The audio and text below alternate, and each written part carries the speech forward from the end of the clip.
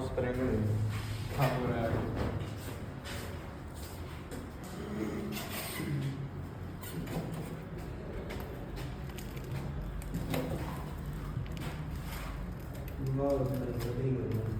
हाँ बड़ा है ठीक है फोटो ज़्यादा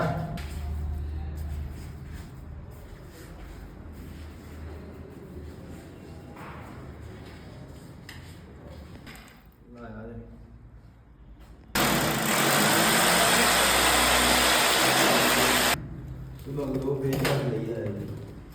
ऐसे कार हो गए